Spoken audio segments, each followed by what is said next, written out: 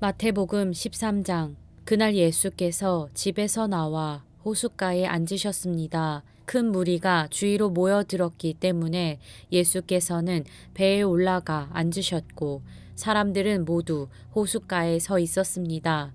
그러자 예수께서 많은 것을 비유로 말씀하셨습니다.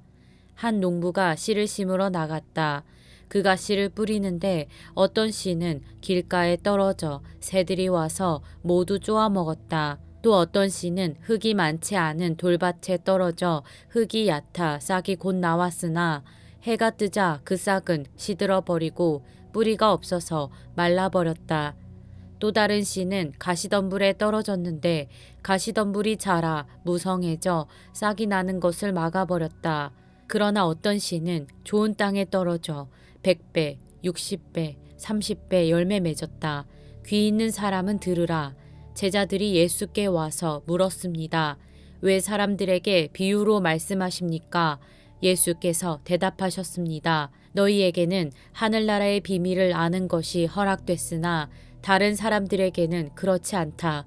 가진 사람은 더 받아서 더욱 풍성해질 것이고 가지지 못한 사람은 가진 것마저 빼앗길 것이다. 내가 비유로 가르치는 이유는 그들이 보아도 보지 못하고 들어도 듣지 못하며 깨닫지 못하기 때문이다. 이사야의 예언이 그들에게 이루어지는 것이다. 너희가 듣기는 들어도 깨닫지 못하며 보기는 보아도 깨닫지 못할 것이다.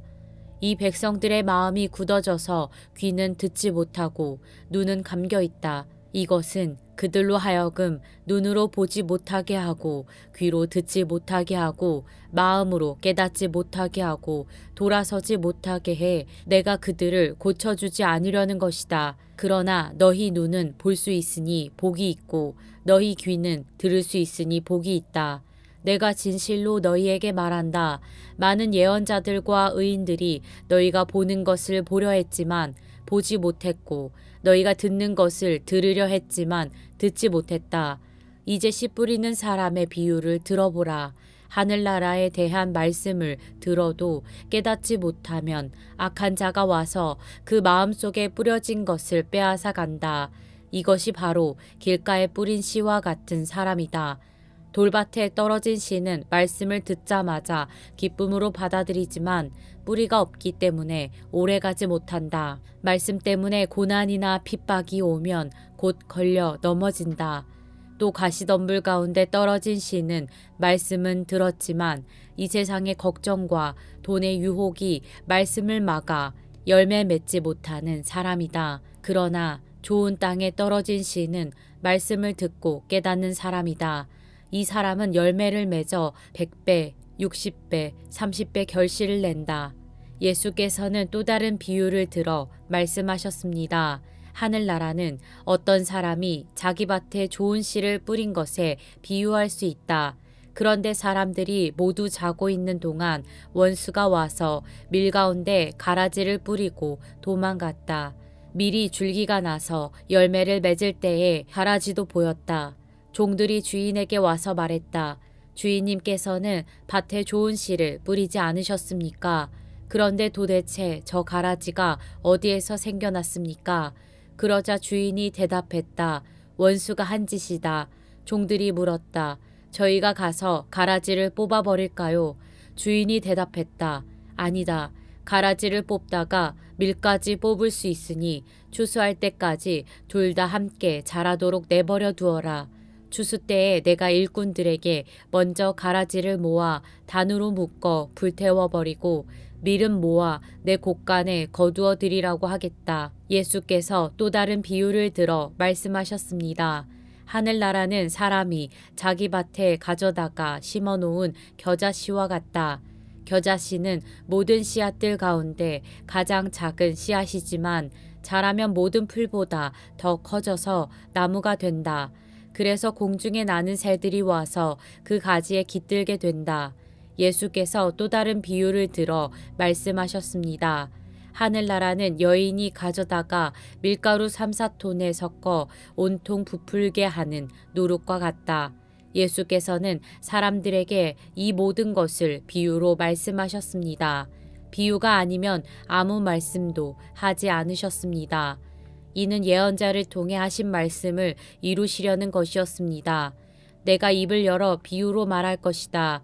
세상이 창조된 이래로 감추어진 것들을 말할 것이다. 그러고 나서 예수께서는 무리를 떠나 집으로 들어가셨습니다.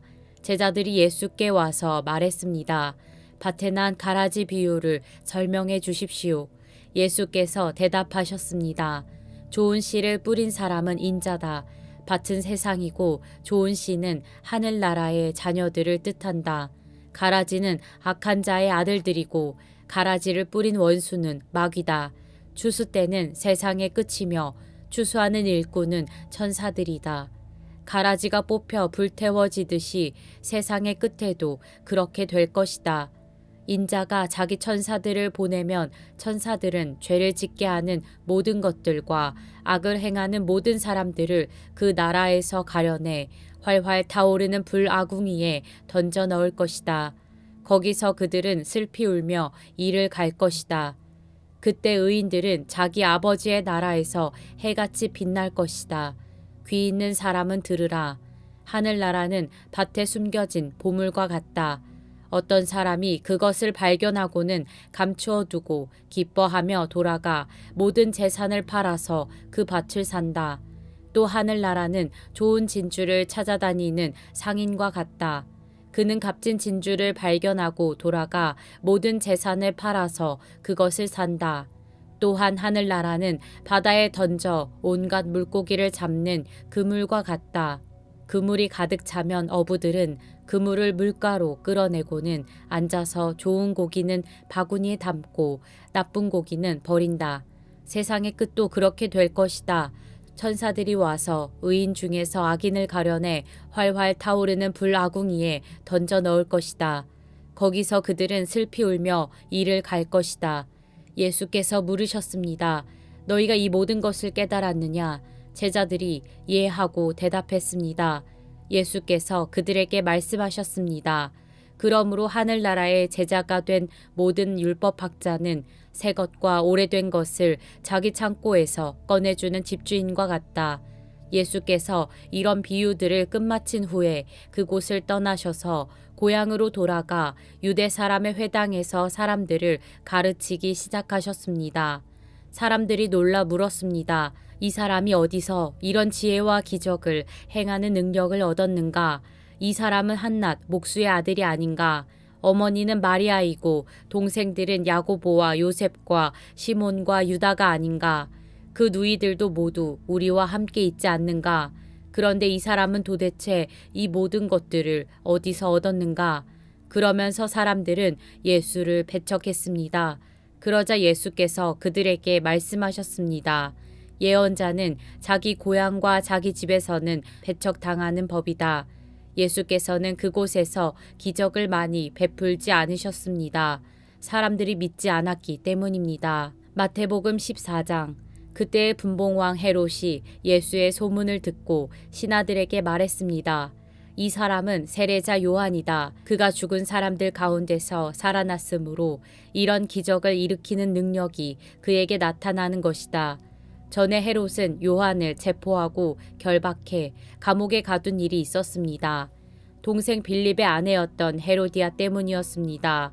요한은 헤롯에게 그 여자를 데려간 것은 옳지 않다라고 여러 번 말했습니다. 헤롯은 요한을 죽이고 싶었지만 그를 예언자로 여기는 백성들이 두려웠습니다. 때마침 헤롯의 생일에 헤로디아의 딸이 사람들 앞에서 춤을 추어 헤롯을 즐겁게 해주었습니다. 헤롯은 그 소녀에게 맹세하면서 요청하는 것은 무엇이든 주겠다고 약속했습니다. 그 소녀는 자기 어머니가 시키는 대로 헤롯에게 말했습니다. 세례자 요한의 머리를 쟁반에 담아 주십시오. 헤롯 왕은 난감했지만 자기가 맹세한 것도 있고 손님들도 보고 있으므로 소녀의 요구대로 해주라고 명령했습니다. 헤롯은 사람을 보내어 감옥에서 요한의 목을 베게 했습니다. 그리고 요한의 머리를 쟁반에 담아 소녀에게 주자 소녀는 그것을 자기 어머니에게 가져갔습니다. 요한의 제자들이 와서 시체를 가져다가 묻고 나서 예수께 가서 이 사실을 알렸습니다. 이 소식을 들은 예수께서는 거기서 배를 타고 조용히 외딴 곳으로 가셨습니다. 사람들이 이 소문을 듣고 여러 마을에서 나와 걸어서 예수를 따라갔습니다. 예수께서 도착해서 보시니 많은 무리가 있었습니다. 예수께서는 그들을 불쌍히 여기시고 아픈 곳을 고쳐주셨습니다. 저녁 때가 되자 제자들이 예수께 다가와서 말했습니다. 이곳은 외딴 곳이고 날도 이미 저물었습니다. 사람들을 보내 마을로 가서 각자 음식을 사 먹게 하시지요. 예수께서 대답하셨습니다. 그들이 멀리 갈 필요 없다.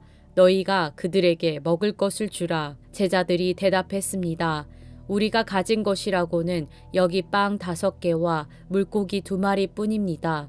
예수께서 말씀하셨습니다. 그것을 내게 가져오라. 예수께서는 사람들에게 풀밭에 앉으라고 말씀하시고 빵 5개와 물고기 2마리를 들고 하늘을 우러러 감사 기도를 드리신 후 빵을 떼셨습니다. 그 후 예수께서는 그 빵 조각을 제자들에게 나눠주셨고 제자들은 사람들에게 나눠주었습니다. 모든 사람들은 배불리 먹었습니다. 제자들이 남은 빵 조각을 거두어 보니 12바구니에 가득 찼습니다. 먹은 사람은 여자와 아이들 이외에 남자만 5,000명쯤 됐습니다. 그 후 예수께서는 곧 제자들을 배에 태워 먼저 건너가게 하시고 무리를 집으로 돌려보내셨습니다. 무리를 보낸 뒤 예수께서 혼자 기도하러 산에 올라가셨다가 날이 저물기까지 거기 혼자 계셨습니다.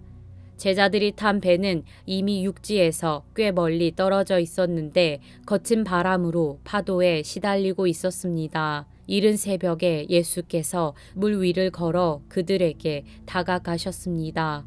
제자들은 예수께서 물 위로 걸어오시는 것을 보고 깜짝 놀랐습니다. 그들이 두려워하며 유령이다 하고 외쳤습니다. 그러자 예수께서 곧 그들에게 말씀하셨습니다. 안심하라, 나다. 두려워하지 말라. 베드로가 대답했습니다. 주여, 정말로 주이시면 제게 물 위로 걸어오라고 하십시오. 그러자 예수께서 오너라 하고 말씀하셨습니다. 그러자 베드로는 배에서 내려 물 위로 걸어 예수께로 향했습니다. 그러나 베드로는 바람을 보자 겁이 났습니다. 그러자 바로 물속으로 가라앉기 시작했고 베드로가 소리쳤습니다. 주여, 살려주십시오. 예수께서 곧 손을 내밀어 그를 붙잡으시며 말씀하셨습니다. 믿음이 적은 사람아, 왜 의심했느냐? 그리고 그들이 함께 배에 오르자 바람이 잔잔해졌습니다. 그때 배에 있던 사람들이 예수께 경배드리며 말했습니다. 참으로 하나님의 아들이십니다. 그들이 호수를 건너 게네사렛 땅에 이르렀습니다. 그곳에 있던 사람들은 예수를 알아보고 주변 온 지역에 소식을 전했습니다. 사람들은 아픈 사람들을 모두 데려와 예수의 옷자락이라도 만지게 해달라고 간청했습니다. 그리고 그 옷자락을 만진 사람들은 모두 나았습니다. 마태복음 15장. 그때 예루살렘에서 온 바리새파 사람들과 율법학자들이 예수께 다가와 물었습니다. 왜 선생님의 제자들은 우리 장로들의 전통을 지키지 않습니까? 음식을 먹기 전에 그들은 손을 씻지 않습니다. 예수께서 대답하셨습니다. 너희는 어째서 너희의 전통 때문에 하나님의 계명을 어기느냐? 하나님께서는 내 부모를 공경하라라고 하셨고 누구든지 자기 부모를 저주하는 사람은 반드시 죽을 것이다라고 하셨다. 그러나 너희는 누가 자기 아버지나 어머니에게 내가 드려 도움이 될 것이 하나님께 드릴 예물이 됐습니다 하고 말하면 자기 부모를 공경하지 않아도 된다고 말하니 너희 전통을 핑계로 하나님의 말씀을 무시하는 것이 아니냐. 이 위선자들아, 이사야가 너희에 대해 예언한 말이 옳았다. 이 백성들은 입술로만 나를 공경하고 마음은 내게서 멀리 떠났다.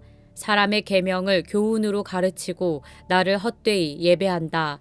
예수께서 무리를 불러 말씀하셨습니다. 잘 듣고 깨달으라. 입으로 들어가는 것이 사람을 불결하게 하는 것이 아니라 입에서 나오는 것이 사람을 불결하게 하는 것이다. 그때 제자들이 예수께 와서 물었습니다. 바리새파 사람들이 이 말씀을 듣고 비위가 상한 것을 아십니까? 그러자 예수께서 대답하셨습니다. 하늘에 계신 내 아버지께서 심지 않으신 식물은 모두 뿌리째 뽑힐 것이다. 그들을 내버려 두라. 그들은 앞을 못 보는 인도자다. 눈먼 사람이 눈먼 사람을 인도하면 둘 다 구덩이에 빠지게 된다. 베드로가 말했습니다. 그 비유를 설명해 주십시오. 예수께서 말씀하셨습니다. 너희가 아직도 깨닫지 못하겠느냐? 입으로 들어가는 것은 무엇이든 뱃속으로 들어가서 결국 밖으로 빠져나오지 않느냐? 그러나 입에서 나오는 것은 마음에서 나오는데 이런 것이 사람을 불결하게 한다. 마음에서 악한 생각, 살인, 간음, 음란, 도둑질, 위증, 비방이 나온다. 이런 것이 사람을 불결하게 하지 씻지 않은 손으로 먹는 것이 사람을 불결하게 하는 것이 아니다. 예수께서 그곳을 떠나 두로와 시돈 지방으로 가셨습니다. 그 지방에 사는 한 가나안 여자가 예수께 와서 울부짖었습니다. 자비를 베풀어 주십시오. 주 다윗의 자손이여, 제 딸이 귀신 들려 몹시 괴로워하고 있습니다. 그런데 예수께서는 아무 대답도 없으셨습니다. 그러자 제자들이 예수께 와서 간청했습니다. 저 여인을 돌려보내시지요. 계속 우리를 따라오면서 소리 지르고 있습니다. 예수께서 대답하셨습니다. 나는 이스라엘 집에 잃어버린 양들 외에는 보냄을 받지 않았다. 그 여인이 예수 앞에 나와 무릎을 꿇고 말했습니다. 주여, 나를 도와주십시오. 예수께서 대답하셨습니다. 자녀들의 빵을 가져다 개들에게 던져주는 것은 옳지 않다. 그 여인이 말했습니다. 그렇습니다, 주여. 하지만 개들도 주인의 상에서 떨어지는 부스러기는 먹습니다. 그제야 예수께서는 여인아, 내 믿음이 크구나. 내 소원대로 될 것이다 라고 대답하셨습니다. 그리고 바로 그때에 그 여인의 딸이 나았습니다. 예수께서는 그곳을 떠나 갈릴리 호숫가로 가셨습니다. 그리고 산 위로 올라가 앉으셨습니다. 큰 무리가 걷지 못하는 사람, 다리를 저는 사람, 눈먼 사람, 말 못하는 사람과 그 밖에 많은 아픈 사람들을 예수의 발 앞에 데려다 놓았고 예수께서는 그들을 고쳐주셨습니다. 사람들은 말 못하던 사람이 말을 하고 다리를 절던 사람이 낫고 걷지 못하던 사람이 걷고 눈먼 사람이 보게 된 것을 보고 모두 놀랐습니다. 그리고 이스라엘의 하나님께 영광을 돌렸습니다. 예수께서 제자들을 불러 말씀하셨습니다. 이 사람들이 나와 함께 있은 지 벌써 3일이나 됐는데 먹을 것이 없으니 불쌍하다. 저들을 굶겨 돌려보냈다가는 가다가 도중에 쓰러질 텐데 그렇게 하고 싶지 않다. 제자들이 대답했습니다. 이렇게 외딴 곳에서 이 큰 무리를 다 먹일 만한 빵을 어디서 구하겠습니까? 예수께서 물으셨습니다. 너희에게 빵이 얼마나 있느냐? 제자들이 대답했습니다. 7개입니다. 그리고 작은 물고기도 몇 마리 있습니다. 예수께서는 사람들에게 땅에 앉으라고 말씀하셨습니다. 그러고는 빵 7개와 물고기를 손에 들고 감사 기도를 드리셨습니다.